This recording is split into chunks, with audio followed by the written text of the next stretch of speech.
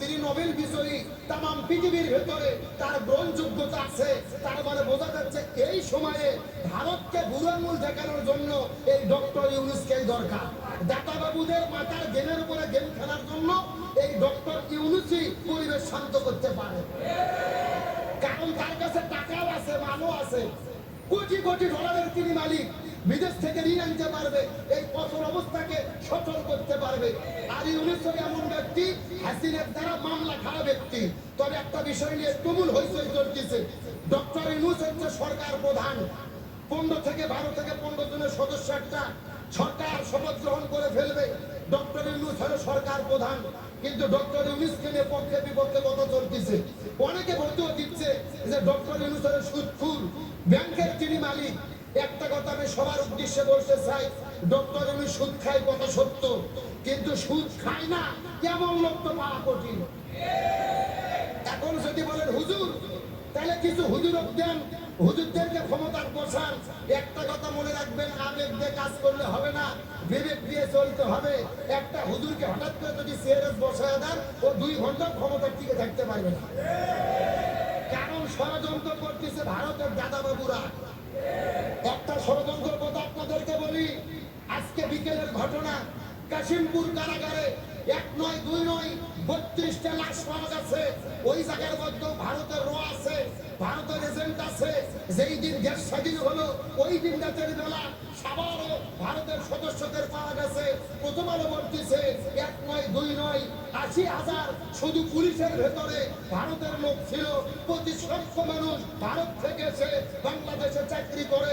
মনে রাখবেন, যেই 25 লক্ষ লোক ভারত থেকে এসে বাংলাদেশে প্রশাসনে কাজ করে, ওরা সবাই হাসিনের লোক।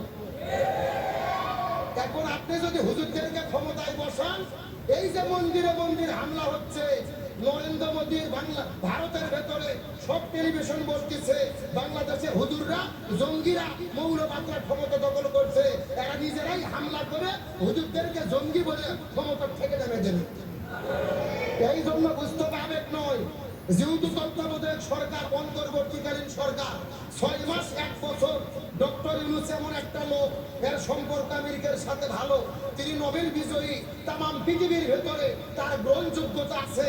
তার মানে বোঝা যাচ্ছে এই সময়ে ভারতকে বুড়ো আঙুল দেখানোর জন্য এই ডক্টর ইউনূসকেই দরকার। আর আজকে ডক্টর ইউনূস একটা বক্তব্য দিয়েছে, আপনারা কি শুনেছেন?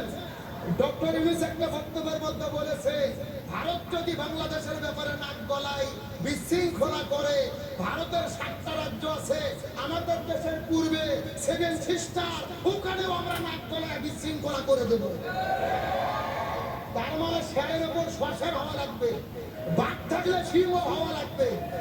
এখন বাংলাদেশে যে বিশৃঙ্খলা চলতেছে আপাতত, ভুল বুঝবেন না, আমি বলতে চাচ্ছি না হুজুরদের দরকার আছে, তবে আপাতত পরিবেশ শান্ত করার জন্য, দাতাবাবুদের মাথার গেমের উপরে গেম খেলার জন্য এই ডক্টর ইউনূসই পরিবেশ শান্ত করতে পারে, কারণ তার কাছে টাকাও আছে, মালও আছে, কোটি কোটি ডলারের তিনি মালিক। বিদেশ থেকে ঋণ আনতে পারবে, এই অচল অবস্থাকে সচল করতে পারবে। আর ইউনূস এমন ব্যক্তি, হাসিনার দ্বারা মামলা খাওয়া ব্যক্তি। তার মানে সব দিক বিবেচনায় বোঝা যায়, যেহেতু ছাত্র ভাইরা আন্দোলন সফল করেছে, ওই ছাত্ররা ইউনূসকে চাচ্ছে, আপাতত আমাদেরকেও তাকেই চাওয়া দরকার। এরপরে যখন অন্তর্বর্তীকালীন সরকার চলে যাবে, ভোট হবে, ভোটে যদি লোক বিএনপি চাই, বিএনপি আসবে, জামাতের পরে জামাত আসবে, সর্বনাশ চাইলে সর্বনাইকে আসবে। পরিবেশ ভালো হোক, শান্ত হোক, আপাতত ডক্টর ইউনূসই থাক। সুদখোর বলে ফতুয়াবাজি করেন না, আবেগ নয়, বিবেক দিয়ে বোঝার চেষ্টা করেন। আমার কথা বলে আপনাদের খারাপ লাগলো না? এটা গবেষণার কথা, গবেষণার কথা। ভালো করে বুঝবেন, ষড়যন্ত্র শেষ নাই।